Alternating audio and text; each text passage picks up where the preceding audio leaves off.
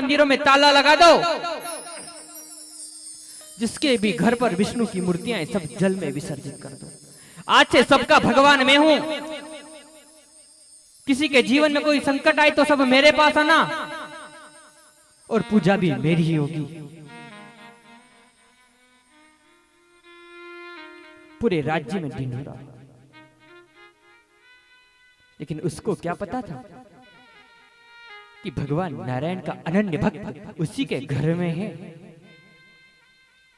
धीरे धीरे समय व्यतीत होता गया। भक्त प्रहलाद 5 वर्ष के हुए और एक दिन सायंकाल के समय नगर भ्रमण के लिए गए।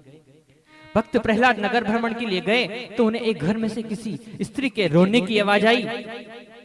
तो वो अंदर गए, जाकर के देखा वो स्त्री रो रही है और रोती हुई कह रही है, हे भगवान इन बिल्ली के बच्चों की रक्षा करना, भगवान इन बिल्ली के बच्चों की रक्षा करना। तो भक्त प्रहलाद गए, जाकर के कहा, बोले देवी आप रो क्यों रही हो और यहाँ बैठ करके भगवान को बुला रही हो? भगवान को ऐसे सुनता है क्या? जाओ दरबार में जाकर के मेरे पिताजी से कहो। पहले तो ये बताओ आप रो क्यों रही हो? बोले लाला राजकुमार, हमने कुछ घड़े बनाए थे और एक घड़े में बिल्ली के बच्चे थे और हम भूल गए और हमने उन घड़ों में आग लगा दी उनको पकाने के लिए। अब वो बिल्ली के बच्चे इस लावे में जल रहे हैं। हम भगवान से प्रार्थना कर रहे हैं कि हे भगवान आप कुछ भी करो लेकिन इन बिल्ली के बच्चों को बचा दो। बोले क्या? अरे पहले तो खुद ने गलती की और वो कह रही हो भगवान से, कोई भगवान ऐसे मैं कह रहा हूं ना, आप जाओ मेरे पिताजी से कहो। बोले बेटा तुम्हारे पिताजी भगवान नहीं है क्या? वो आपका भगवान यहाँ से सुन लेगा? बोले हाँ बेटा ये बात सत्य है, भगवान सर्वत्र है, वो हर जगह है, भगवान हमारी यहाँ से भी सुन लेगा। तुम्हारे पिताजी तो बस ढोंग कर रहे हैं, वो भगवान नहीं है। क्या तुम्हारे भगवान में इतनी सामर्थ्य है कि इस जलते हुए अग्नि में से बिल्ली के बच्चों को जिंदा बचा दे? कुम्हारिन ने कहा, बोले हाँ राजकुमार, उस भगवान में इतना सामर्थ्य है कि उस जलते हुए लावे में से बिल्ली के बच्चों को बचा सकता है। तो ठीक है, कितनी बजे खुलेगा ये लावा कल? बोले कल सुबह 8 बजे। ठीक है, कल मैं 8 बजे इसको देखने के लिए आऊंगा। अगर बिल्ली के बच्चे जीवित बच गए तो मैं सब कुछ छोड़ करके तुम्हारे भगवान का भगत बन जाऊंगा, और अगर बिल्ली के बच्चे मारे गए तो पिताजी से कहकर के तुम्हें बीच चौराहे पर फांसी पर लटका दूंगा।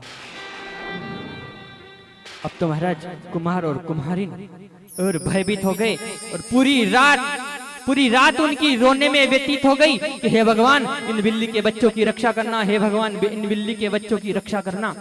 उधर भक्त प्रहलाद गए तो नींद भक्त प्रहलाद को भी नहीं आई। उन्होंने भी अपने मन में विचार किया, जो मेरे पिताजी ढोंग कर रहे हैं, असली परमात्मा कोई और है जो जलते हुए लावे में से बिल्ली के बच्चों को बचा सकता है। उनके मन में भी इस बात की उत्सुकता कि कब प्रातःकाल हो और कब मैं जाकर के उन बिल्ली के बच्चों को देखूं।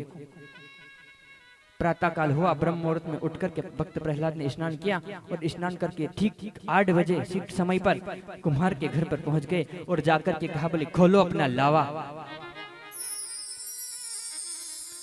आज कुम्हार ने अपने ऊपर से मिट्टी हटाई, मिट्टी हटा करके एक घड़ा उठा करके अपनी कुम्हारिन को दिया। कुम्हारिन घड़े को दूसरी ओर रखती जा रही है, कुम्हार घड़ा उठा रहा है, घड़ा दे रहा है, कुम्हारिन घड़े को दूसरी स्थान पर रखती जा रही है। और जिस घड़े में बिल्ली के बच्चे थे उस घड़े के आसपास आए तो देखा कि 5-6 जो घड़े थे वो कच्चे थे, वहां तक आग नहीं पहुंची।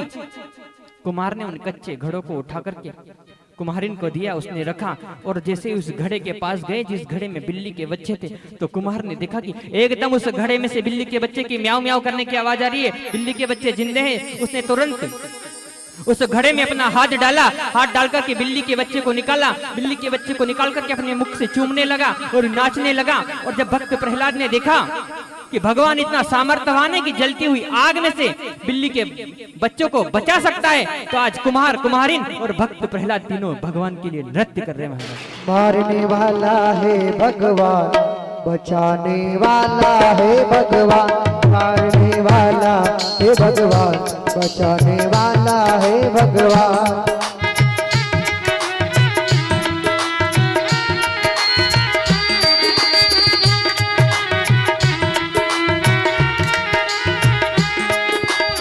बाल न बांका होता जिसका,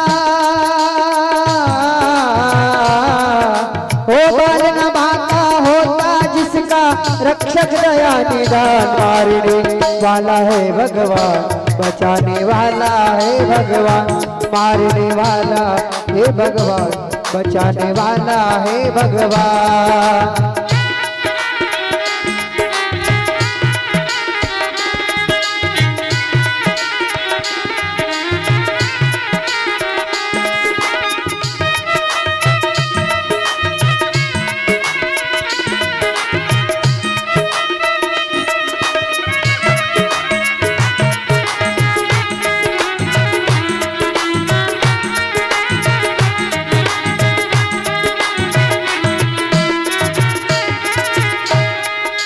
जल तल अगन आकाश पवन पर केवल उसकी सत्ता, केवल उसकी सत्ता।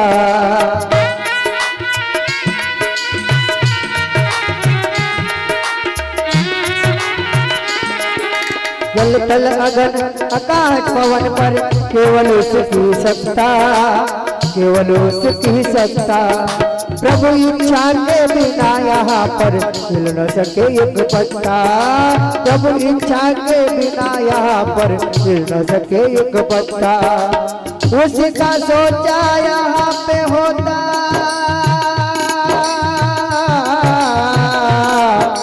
उसका सोचा यहाँ पे होता, उसकी शक्ति महान, मारने वाला है भगवान, बचाने वाला है भगवान, मारने वाला है भगवान, बचाने वाला है भगवान।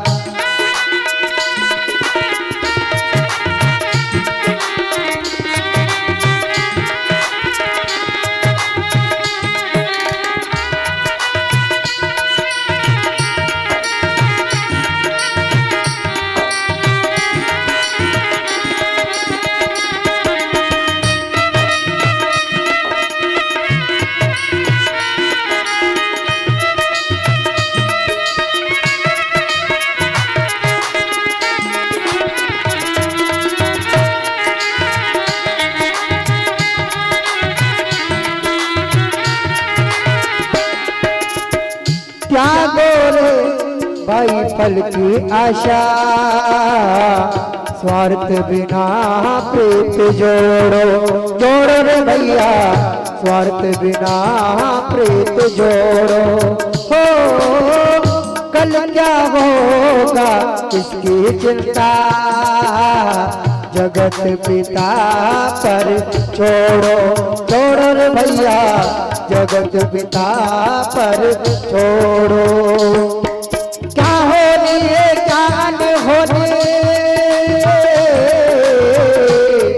हो क्या होनी है क्या न होनी, सबका इसको जान, मारने वाला है भगवान, बचाने वाला है भगवान।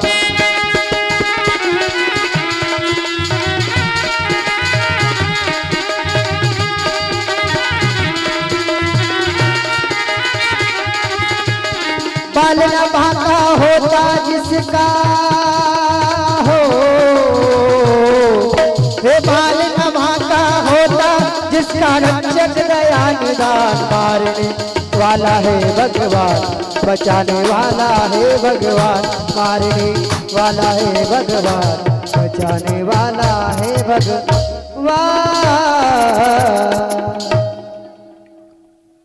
जैसे ही भक्त प्रहलाद ने इस दृश्य को देखा कि जलते हुए लावे में से भगवान बिल्ली के बच्चों को बचा सकता है, तो महाराज भक्त प्रहलाद अब सब कुछ भूल गए।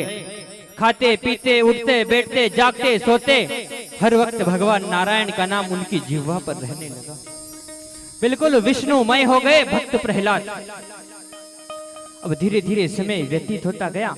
कुछ लोगों ने जाकर के हिरण्याकश्यपु से कहा, बोले महाराज आप हमें तो कहते हो कि विष्णु की पूजा मत करो, लेकिन आपका भक्त आपका स्वयं का पुत्र विष्णु का प्रचार प्रसार कर रहा है। आपका बेटा ही विष्णु का भगत है। हिरण्याकश्यपु ने समझाया कि बेटा प्रहलाद, ये विष्णु तुम्हारे काका का हत्यारा है, तुम इसका नाम लेना बंद कर दो। तो तो प्रहलाद ने कहा, बोले पिताजी, भगवान कभी किसी को मारता नहीं है, भगवान किसी को मारता नहीं, वो स्वयं अपने कर्मों से व्यक्ति मरता है, इसलिए मैं नहीं मान सकता हूं कि मेरे भगवान किसी को मार सकते हैं। हिरण्यकश्यप ने समझाया, भक्त प्रहलाद नहीं माने। तो एक दिन हिरण्यकश्यप ने जाकर के मैया कयाधु से कहा, बोले देवी, मुझे लगता है कि तुम्हारा बेटा मेरे कुल का कलंक पैदा हो गया, मेरे शत्रु नारायण का प्रचार प्रसार कर रहा है, तुम एक काम करो, इसे जहर देके मार डालो। कयाधु ने कहा, बोले महाराज, छोटा बालक है, बड़ा हो जाएगा, मैं खुद समझा दूंगी, आप एक काम करो, इसे विद्यालय में भेज दो, गुरुकुल में भेज दो, गुरुदेव शिक्षा देंगे तो हो सकता है इसको समझ आ जाए। तो आज कयाधु के कहने पर हिरण्यकश्यपु ने उसी के नगर में शुक्राचार्य के दो बेटे संडा अमर के वहां विद्यालय चलाते थे। तो आज हिरण्यकश्यपु ने प्रहलाद को विद्यालय में भेज दिया। जैसे हिरण्यकश्यपु ने प्रहलाद को विद्यालय में भेजा, गुरुदेव ने प्रहलाद को पढ़ाया, जो पाठ आज पढ़ाया प्रहलाद ने आज ही याद कर लिया। प्रतिदिन गुरुजी जो होमवर्क देते थे, वो प्रहलाद इतनी तीक्ष्ण बुद्धि का बालक था कि तुरंत याद करके खड़े होकर के गुरुजी को सुना देता था। बोले गुरुजी, मैंने याद कर लिया। संडामर्क ने सोचा, बोले महाराज का बालक कितनी तीक्ष्ण बुद्धि का है, कितना इंटेलिजेंट है, इसको महाराज के पास लेकर के चले, महाराज से हमें इनाम मिलेगा कि संडामर्क ने मेरे बच्चे को अच्छा पढ़ाया। तो आज संडामर्क के भक्त प्रहलाद को लेकर के आए राज दरबार में। हिरण्यकश्यपु बैठा था। आज प्रहलाद ने आकर के पिताजी के लिए प्रणाम किया और संडामर्क ने कहा, बोले महाराज महाराज अब क्या बताएं,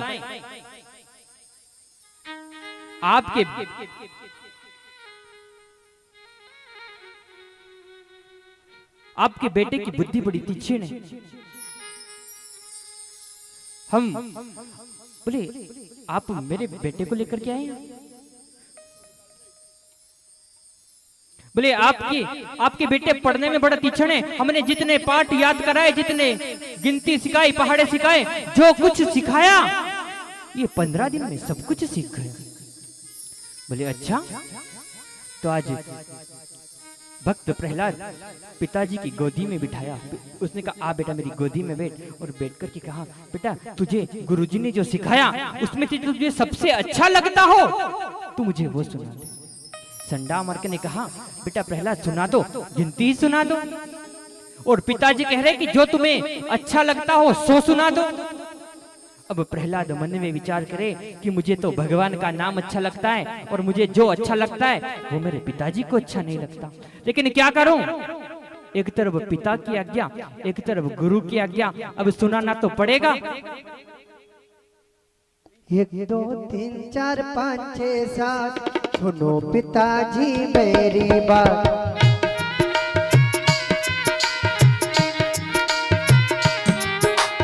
1 2 3 4 5 6 7 सुनो पिताजी मेरी बात।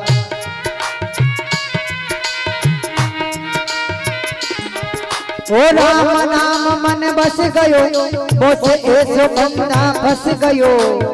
राम नाम मन बस गयो, बोस ऐसो बंदा फंस गयो। 1 2 3 4 5 6 7 सुनो पिताजी मेरी बात।